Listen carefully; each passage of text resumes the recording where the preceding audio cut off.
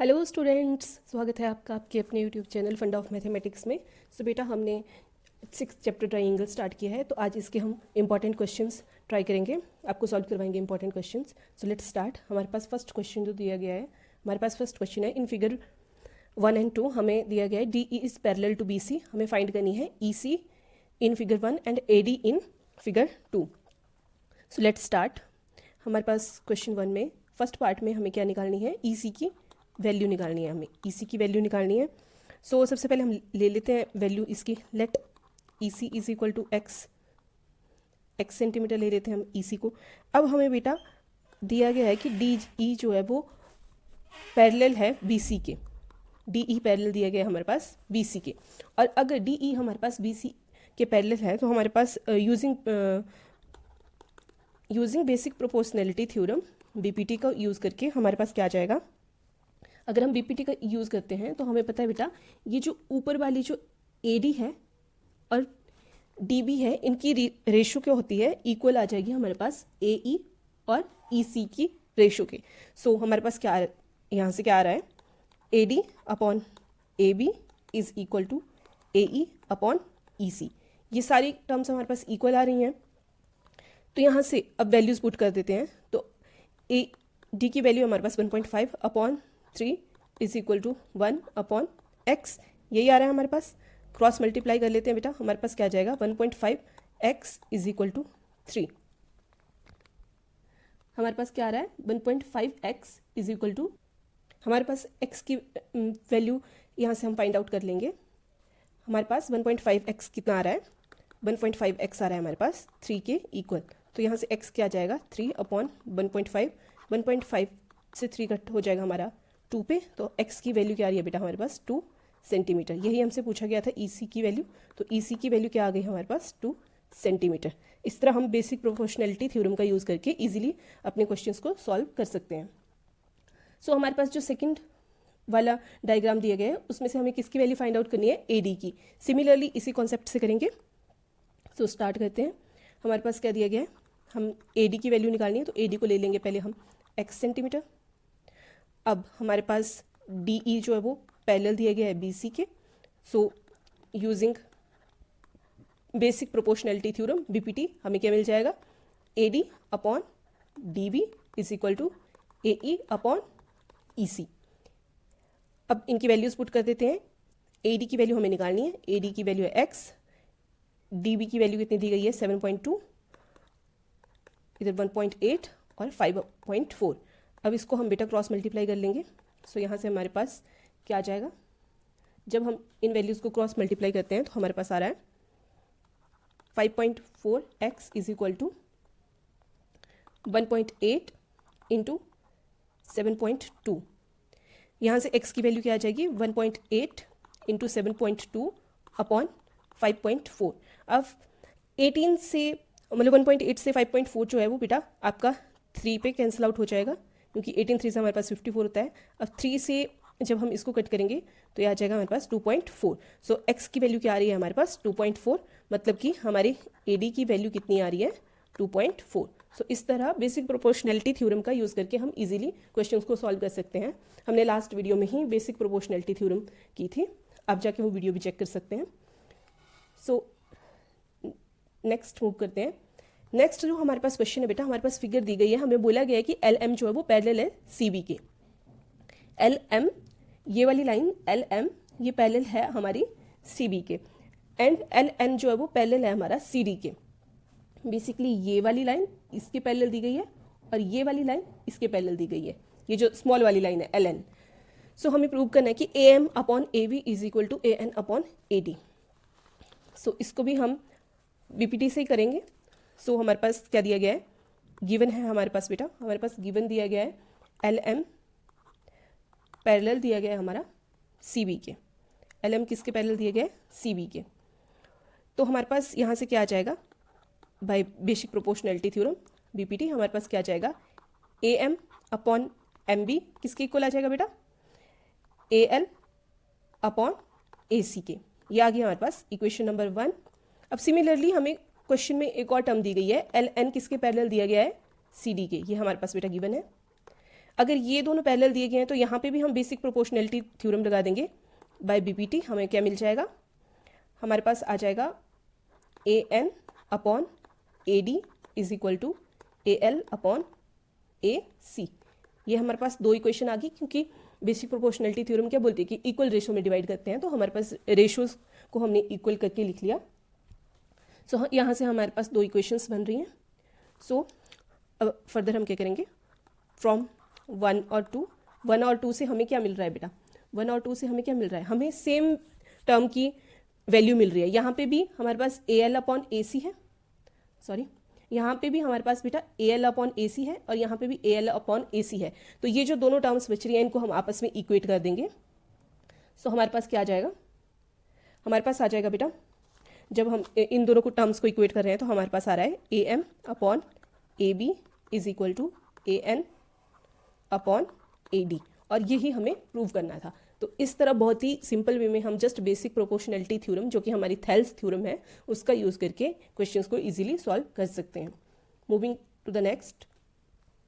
सो next question हमारे पास क्या बोल रहा है, हमें एक फिगर दी गई है बेटा जिसमें डी ई पहले दिए गए ए सी के और डी एफ जो है पहले दिया गया हमारे पास ए ई के। हमें प्रूव करना है कि B F upon F E जो है वो बी ई अपॉन ई सी के इक्वल है। ऐसे क्वेश्चन अक्सर पेपर में देखने को मिलते हैं बेटा, तो बहुत ही ध्यान से करने हैं, होते बहुत सिंपल है, जस्ट बेसिक प्रोपोर्शनैलिटी थ्योरम का यूज़ करेंगे हम। अब हमारे पास डायग्राम दी गई है हमारे पास, और हमें क्या बोला गया, गिवन लिख लेते हैं पहले। हमारे पास जो कि टर्म हमारे पास गिवन दी गई है वो क्या दिया गया है, अगर हम पहले ट्राइंगल को ले रहे हैं, हम ट्राइंगल ले रहे हैं अपनी A B C, A B C, जब हम बड़ी वाली ट्राइंगल को ले रहे हैं तो हमारे पास क्या दिया गया बेटा, हमारे पास दिया गया है डी ई पैरेलल है ए सी के, ये हमारे पास गिवन है। सो यहाँ से हम by using basic proportionality theorem BPT हमें क्या मिल रहा है बेटा, हमें मिल रहा है B D upon D A किसके इक्वल आ रहा है हमारे पास, बी ई अपॉन ई सी के। तो ये आ जाएगी हमारे पास इक्वेशन नंबर 1। ये आ रहा है ना हमारे पास ट्राइंगल से। अब नेक्स्ट जो है दूसरी ट्राइंगल ले लेते हैं बेटा। इन ट्राइंगल बी ए ई, अगर मैं बी ए ई ट्राइंगल लेती हूँ तो हमारे पास गिवन क्या दिया गया है, हमारे पास डी एफ दिया गया है ए ई के इक्वल। ये हमारे पास क्या है, ये हमारे पास गिवन है। तो बाय बेसिक प्रोपोर्शनैलिटी थ्योरम हमारे पास बीपीटी का यूज़ करके हमारे पास क्या आ रहा है, B D upon D A is equal to B F upon F E. यही आ रहा है हमारे पास B F upon F E.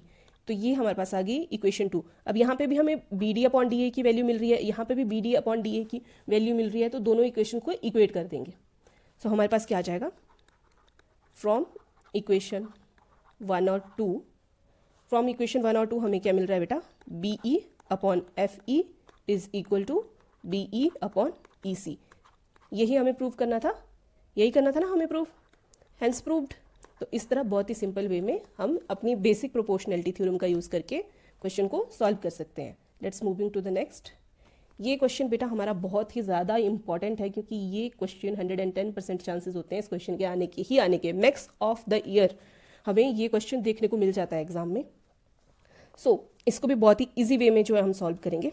So let's start. हमारे पास ट्राइंगल सिमिलर दी गई हैं, दो ट्राइंगल। हमें बोला गया कि एंगल बी ओ सी 125 है, angle C D O 70 degree है। हमें फाइंड करना है angle D O C, angle D C O and angle O A B. So start करते हैं। डी ओ बी हमारे पास क्या है बेटा, ये जो डी ओ बी है ये हमारे पास एक स्ट्रेट लाइन है। D O B straight line बन रही है ना, स्ट्रेट लाइन बन रही है ना बेटा। अब मैं रेज कर देती हूँ ताकि आपको डायग्राम जो है वो क्लियर रहे। हमारे पास ये आ रही है बेटा हमारी एक स्ट्रेट लाइन। जब ये हमारी स्ट्रेट लाइन है, D O B is straight line, तो हमें एक रिजल्ट पता है बेटा। हमें क्या पता है कि स्ट्रेट लाइन के ऊपर जो भी एंगल फॉर्म होते हैं वो 180 के इक्वल होते हैं। तो angle D O C plus angle C O B, ये दोनों एंगल क्या बन गए बेटा हमारे 180 डिग्री। अब यहाँ से हमें डी ओ सी की वैल्यू मिल जाएगी, क्योंकि हमें सी ओ डी की value, sorry C O B की वैल्यू दी गई है। कितनी दी गई है हमारे पास बेटा वैल्यू, 125 डिग्री। ये हमारा बी ओ सी एंगल है, इसी को ही सी ओ बी लिख लिया है मैंने। सो आपने कंफ्यूज नहीं होना है, ये 180 डिग्री, क्योंकि वन स्ट्रेट लाइन पे एंगल बन रहा है। तो यहाँ से हमारे पास डी ओ सी क्या आ जाएगा बेटा, 180 degree minus 125 degree which is equal to 55 degree. तो यहाँ से एंगल DOC कितना मिल गया हमें 55 डिग्री। अब हमें DOC की वैल्यू मिल गई है, अब हमें DCO की वैल्यू निकालनी है। सो DCO की वैल्यू निकालने के लिए हम क्या करेंगे बेटा, अब आप यहाँ पे ध्यान से देखिए, हम ट्राइंगल लेके चलेंगे अपनी, इन ट्राइंगल DOC, ये जो ऊपर वाली ट्राइंगल है बेटा DOC, ये वाली ट्राइंगल, इस वाली ट्राइंगल को हम लेके चलेंगे। तो हमारे पास यहाँ से हमें पता है एंगल सम प्रॉपर्टी से ट्राइंगल के जितने भी एंगल होते हैं उनकी सम 180 के इक्वल होती है। तो यहाँ से हमें तीसरा एंगल मिल जाएगा, क्योंकि दो एंगल तो हम फाइंड आउट कर चुके हैं। तो यहाँ से हमारे पास क्या आ जाएगा, angle DCO plus angle CDO plus angle DOC किसके इक्वल आ जाएंगे, 180 डिग्री के इक्वल। अब यहाँ से हमें एंगल DCO की वैल्यू मिल जाएगी, क्योंकि हमें पता है कि इन दोनों एंगल की जो हम वैल्यू पता है, ये कितना है हमारे पास, DCO कितना दिया गया था, CDO कितना दिया गया था 75 डिग्री, और एंगल DOC हमने निकाला है अभी के अभी 55 degree which is equal to 180 degree. तो ये क्या आ गया, angle DCO plus 125 degree is equal to 180 degree. तो यहाँ से एंगल DCO कितना आ रहा है बेटा हमारे पास, 185 minus 125 which is again 55 degree. तो एंगल DCO की वैल्यू कितनी आ रही है हमारे पास, 55 डिग्री। सो इस तरह से हम जो है अपना एंगल फाइंड आउट कर लेंगे। अब नेक्स्ट एंगल हमारे पास क्या आएगा बेटा, नेक्स्ट एंगल हमारे पास आएगा अपना जो ये हमारा एंगल है जो हमने अभी निकाला, एंगल DCO हमारा जो 55 डिग्री आया।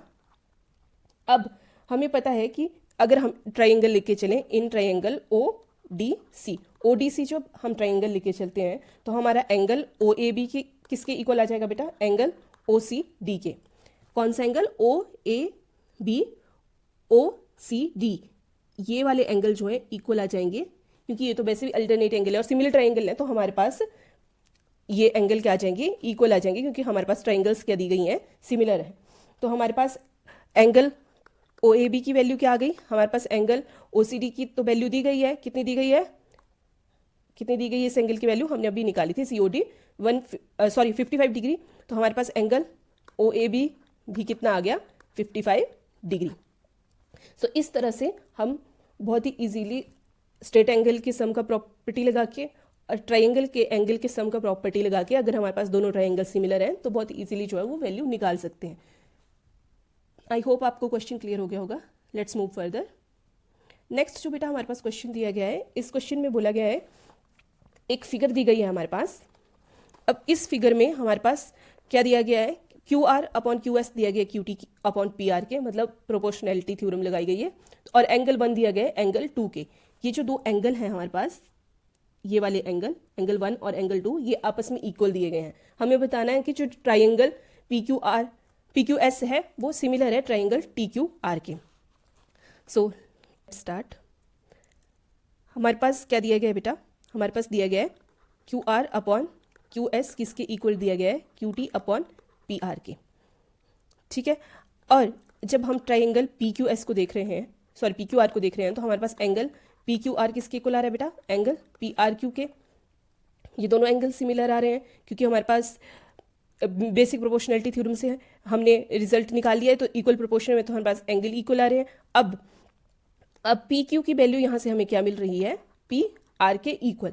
इसको जो है हम इक्वेशन नंबर 1 ले लेते हैं, और जब हम इसकी वैल्यू पुट करेंगे बेटा यहाँ पे, तो हमारे पास क्या आ जाएगा, QR अपॉन QS किसके इक्वल आ गया, QT अपॉन PQ, यही आ रहा है, क्योंकि PQ PR के इक्वल है, तो QT अपॉन PQ, इसको आप ऐसे भी लिख सकते हैं QT अपॉन QP, कोई फर्क नहीं पड़ेगा। तो ये आ गया हमारे पास इक्वेशन नंबर 2, ये हमारी इक्वेशन 1 होगी, ये इक्वेशन 2। सो जब हम नेक्स्ट ट्राइंगल को देखते हैं बेटा, हमारे पास हम ट्राइंगल लेके चलेंगे, इन ट्राइंगल PQS जो हमें सिमिलर फाइंड करनी है, उन्हीं ट्राइंगल को लेके चलेंगे, एंड ट्राइंगल TQR।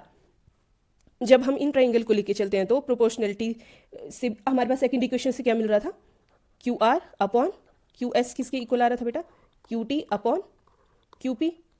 ये हमने यूजिंग इक्वेशन 2 लिखा है अपना रिजल्ट। तो यहाँ से हमें क्या मिल रहा है कि एंगल Q और एंगल Q भी सेम है हमारे पास, और ये वैल्यू हमें मिल गई है। तो यहाँ से, और PQ जो था वो PR के इक्वल था, तो हमारे पास यहाँ से क्या हो गया, ये जो ट्राइंगल है हमारी ट्राइंगल PQS, ये हमारे पास कैसी हो गई, सिमिलर।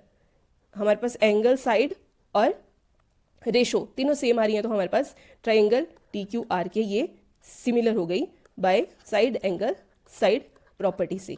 सो हमारे पास यही रिजल्ट हमें फाइंड आउट करना था, हमें प्रूव करना था कि हमारी जो ट्राइंगल PQS है वो ट्राइंगल TQR के है इक्वल है। तो इस तरह हम डायरेक्ट रूल का यूज करके क्वेश्चन को सॉल्व कर सकते हैं।